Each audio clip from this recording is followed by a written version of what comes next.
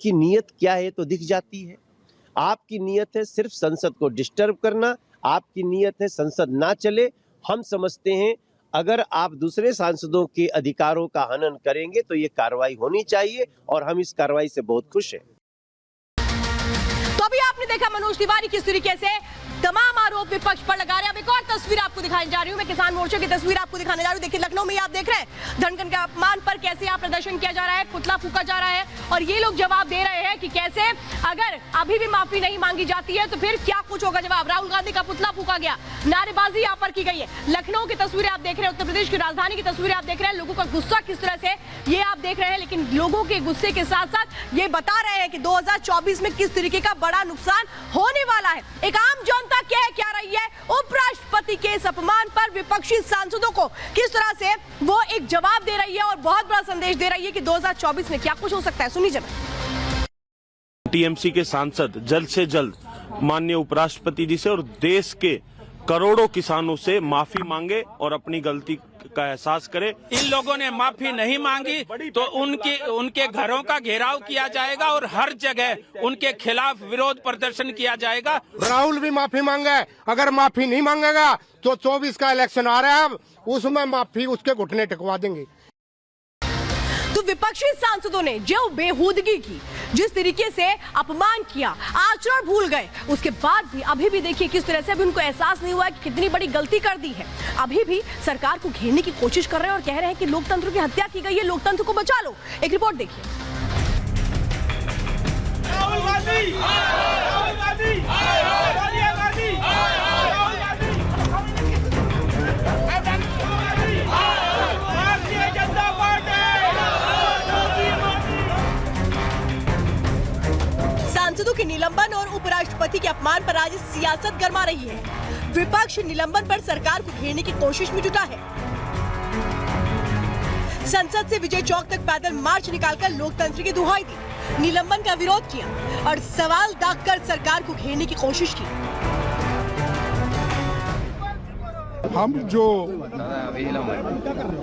ये प्रोटेस्ट कर रहे हैं, ये प्रोटेस्ट प्लीज सरकार के खिलाफ ये आंदोलन है। मोदी जी ये नहीं चाहते कि सदन चले। ये सदस्यों का निलंबन 143 भारत के इतिहास में कभी नहीं हुआ और अगर ये हुआ है तो शर्म आनी चाहिए भाजपा को, जिसने इतिहास को कलंकित कर दिया। ये लोकतंत्र की हत्या है, संविधान का अपमान है। ये देश संविधान से चलता है और जिस तरह से 140 एमपीओ को निकाला है ये गलत है। मैं इसका निषेध करती हूँ और ये लग रहा है कि इस देश में इमरजेंसी है। विपक्ष सांसदों के निलंबन को मुद्दा बनाने की कोशिश में जुटा हुआ था तो दूसरी ओर उपराष्ट्रपति के अपमान पर बीजेपी ने मोर्चा खोल दिया। दिल्ली समेत कई शहरों में बीजेपी नेता सड़क पर उतर आए, कहा माफी से कम कुछ नहीं चलेगा। राहुल गांधी ने संसद का अपमान किया है और केवल संसद और लोकतंत्र का नहीं, जाट समाज और किसान समाज के संघर्ष का अपमान किया है। भारतीय जनता पार्टी इसको सहने वाली नहीं है। एक किसान परिवार से आए हुए एक संवैधानिक हस्ती का मजाक उड़ा है, निश्चित रूप से बहुत निराशाजनक है और इसकी जितनी निंदा की जाए उतनी कम है। कांग्रेस को इसका खामियाजा भुगतना पड़ेगा। कांग्रेस को ना तो लोकतंत्र से मतलब है ना हमारे संस्कारों से मतलब है। हमारा लोकतंत्र से देश चलता है। उपराष्ट्रपति जी का अपमान किया गया है, उनकी मिमिक्री की गई है, वो संविधान का भी अपमान है और इस प्रकार से वो अपमान किया, ये हमारे संस्कारों का अपमान है। उपराष्ट्रपति के अपमान पर जाट और किसान भी सड़कों पर उतर आए। राहुल गांधी और कल्याण बनर्जी के खिलाफ जमकर नारेबाजी की। धनखड़ के अपमान को पूरे समाज का अपमान बताया। उपराष्ट्रपति जगदीप धनखड़ की मिमिक्री को लेकर अब अलग अलग समाज के लोग सड़कों पर उतर गए हैं। इंद्रप्रस्थ जाट महासभा के ये लोग हैं जो अब सड़कों पर उतरे हैं।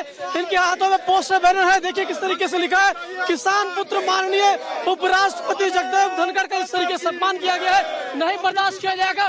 पोस्टर बैनर में देखिए किस तरीके से लिखा है कि ये जिस तरीके से सम्मान किया वो बर्दाश्त नहीं करेंगे। क्या कहेंगे आज आप लोग जो कह रहे हैं जगदीप धनखड़ का अपमान? राहुल गांधी का दिवालियापन है, मानसिक दिवालियापन है। कैसे किसान के बेटे का जाट समाज के ओबीसी समाज से आने वाले महामहिम राष्ट्रपति जी का जो उपराष्ट्रपति जी का जिस तरीके से अपमान किया गया है, ये बर्दाश्त नहीं किया जाएगा। जाट समाज के बड़े नेताओं ने भी उपराष्ट्रपति से मुलाकात की, विपक्ष की हरकत पर दुख जताया। निलंबन पर सरकार से सवाल दागने वाला विपक्ष उपराष्ट्रपति के अपमान पर आज भी सियासत करता रहा। माफी की जगह दलीलों को धार देने में जुटा रहा।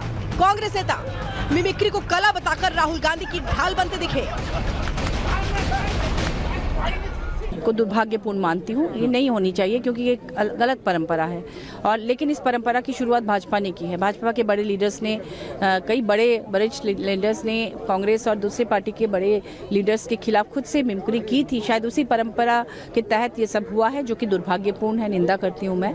मुझे बड़ा दुख है, बहुत अपमान हुआ है उनका, लेकिन वो अपमान उनको याद नहीं है जब टिकैत रो रहे थे, पिटे थे, उनको पीटा गया था, उनको बेइज्जत किया गया था, तब जाट का अपमान नहीं हुआ, जब कौम का अपमान नहीं हुआ, किसान का अपमान नहीं हुआ। मिमिक्री तो एक ह्यूमर है, हमारे बारे में मिमिक्री होती है। नरेंद्र मोदी जी बड़े अच्छी मिमिक्री करते हैं।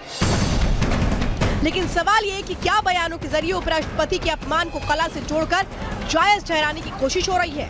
क्या विपक्षी दल संवैधानिक पद की गरिमा को ठेस पहुंचाना जायज मानते हैं?